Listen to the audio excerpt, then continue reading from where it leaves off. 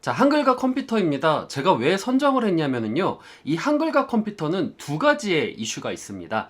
첫 번째로는 한글과 컴퓨터와 그리고 싸이월드 한컴타운이 메타버스 시스템을 구현을 해서 서비스를 한다라는 그 이슈가 있고, 실제 어제 오픈 베타가 진행이 되었습니다. 그리고 한컴사인이라는 전자결제 시스템이 나왔는데요. 이 전자결제 시스템은 코로나가 있어도 매우 필요하지만 위드 코로나가 가도 실질적으로 많이 회사에서 사용할 수 있다라는 관점 때문에, 그래서 미국에서도 도큐사인이 주목을 많이 받았잖아요. 그런 관점에서 한글과 컴퓨터가 이번 올해 말 서비스하는 이 한컴사인이 중요 포인트가 될 것 같다라고 생각이 되어서 제가 선정을 하게 되었습니다. 한컴 같은 경우에는 한컴 오피스, 이지포토 등의 한글 오피스 관련된 서비스를 진행을 해주고 있고요. 이 서비스 이외에 소방용 호흡기, 보호의, 인베디드와 같은 소방용 의료용품 혹은 소방용 소모품들을 판매를 하고 있습니다. 차후에 소방 관련주가 무엇이냐라고 물어봤었을 때는 당당하게 한컴이다 라고 얘기를 해줘도 됩니다. 물론 비중은 낮아요. 가격 변동 추이를 보면은요, 2017년도부터 꾸준히 상승한 모습을 보여줍니다. 그리고 작년 대비해서 올해 같은 경우에는 2022는 작년도 대비해서 33,000원의 가격 인상폭이 있었고, 매년 인상폭은 꾸준히 있었다. 한컴그룹의 메타버스 사업에 본격화를 선언을 했다라는 말과 함께 11월 15일 한글과 컴퓨터는 메타버스 미팅 공간인 한컴타운 출시 예정을 발표한다 라고 얘기를 했습니다. 이 미국의 메타버스 플랫폼 게더타운과 같은 2.5D, 그러니까 2D와 3D의 사이라고 보시면 되겠습니다. 이 2.5D 그래픽 기반으로 1차 구성이 되었으며 올해 12월에 서비스를 오픈할 예정이다 라고 얘기를 했어요. 실질적으로 해당 서비스는 싸이월드와 함께 어제 오픈 베타가 진행이 됐습니다. 내년 상반기에 한컴타운과 한컴 오피스를 연계하여서 한글, 워드, 엑셀, 프레젠테이션 등 여러 형식의 문서를 공유하거나 편집할 수 있도록 지원할 예정이고, NFT를 활용을 해서 연계를 통해 제안서라던가 기획서, 논문 등 다양한 문서 콘텐츠를 서로 거래할 수 있도록 지원할 계획이다 라고 얘기를 했어요. 싸이월드 Z와 합작 법인을 설립을 했어요. 그래서 메타버스 사업 공동 추진을 진행을 하고 있고, 2011년도 11월 17일 한글과 컴퓨터는 싸이월드 Z와 합작 법인인 싸이월드 한컴타운을 설립을 해서 메타버스 사업을 공동 추진할 예정이라고 발표를 했습니다. 2021년도 12월 17일 베타 서비스를 동시에 공개할 예정이고요. 개인 아바타를 활용해서 가상 오피스에 출근을 하고 음성 대화, 그리고 화상 회의 등이 가능하다고 합니다. 그리고 또한 싸이월드 한컴타운에서는 기업은행, 메가박스, 삼성카드, 롯데카드 등의 다양한 브랜드를 체험할 수가 있고요.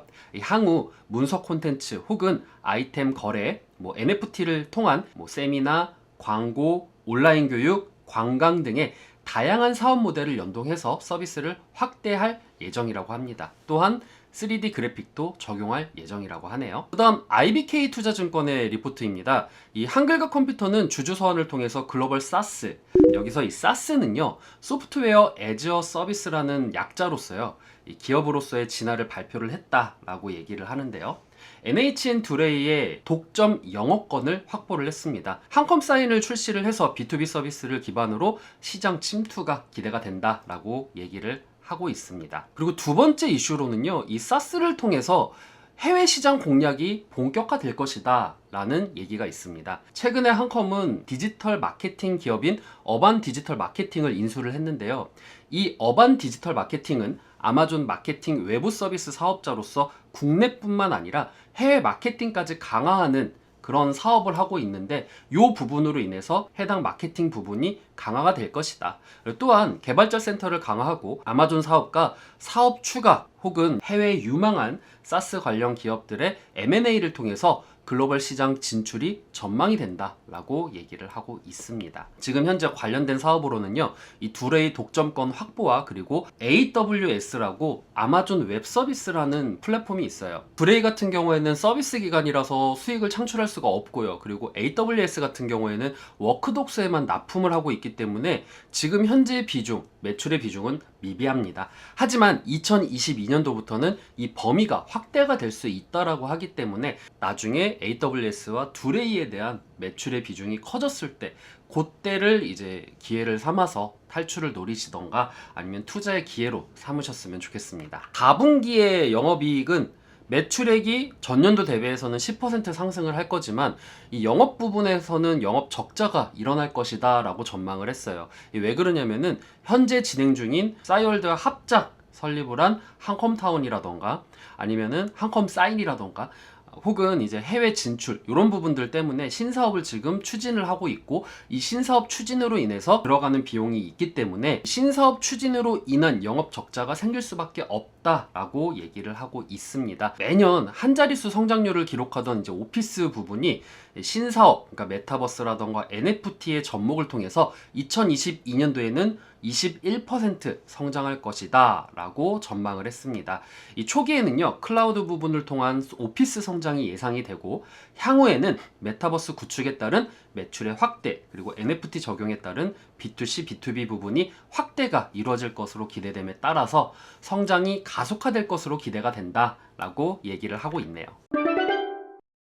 매출액 같은 경우에는 올해 대비해서 내년이 12%가 상승이 될 것이다 라고 얘기를 하고 있고요. 올해 대비해서 내년 영업이익은 35% 증가가 될 것이다. 이 증가가 되는 가장 큰 근원이 바로 메타버스 NFT의 기대일 수가 있는데 지금 현재 많은 분들이 싸이월드에 대해서 관심을 갖고 있고 그리고 어제 같은 경우에도 주가가 좀 반등하는 모습이 보였습니다. 마감이 한 6%대로 마감을 한 것 같아요. 그만큼 관심이 높기 때문에 지금은 베타 서비스고요. 정식 오픈을 했었을 때 또 관련된 이슈로 붙을 수 있을 것 같다 라는 생각이 들기는 하네요. 자, 그리고 이제 분기별 매출에 대해서 추적을 했습니다. 분기별로는요 1분기에서 2분기, 3분기까지 딱 3분기까지 봤는데 2분기 대비해서는 마이너스 81%의 성장률을 보여줬지만 그래도 4분기 때는 3분기 때 워낙 실적이 안 좋았기 때문에 280%의 그런 상승률을 보여주기 때문에 4분기는 의외로 기대할 수도 있을 것 같다라는 부분이 확인을 할 수가 있었는데요. 다만 2021년도 11월 18일 날 유진투자증권과 키움증권의 그 폭이 좀 큽니다.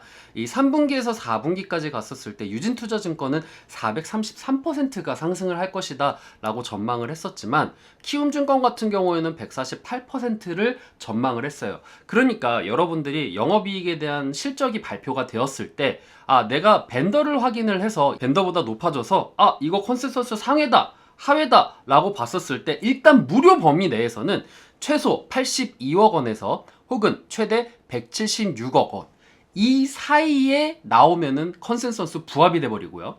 그리고 컨센서스 상회다 그러면은 176억 원 이상의 부분이 나와야지 컨센서스 상회다 라고 얘기를 할 수가 있을 것 같은데요. 일단 요거는 무료 범위 내에서입니다.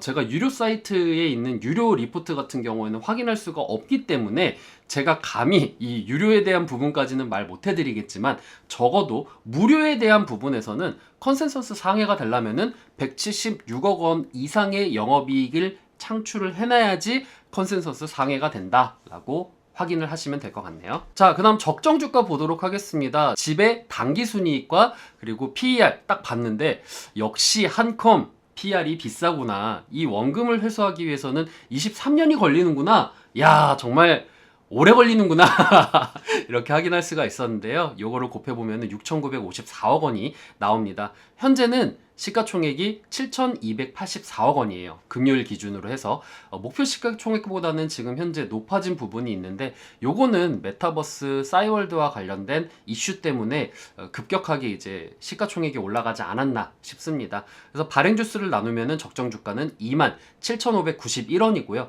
현재는 28,900원이니까 적정 주가보다는 조금 높은 모습을 보여주고 있다라는 거 확인할 수가 있겠네요.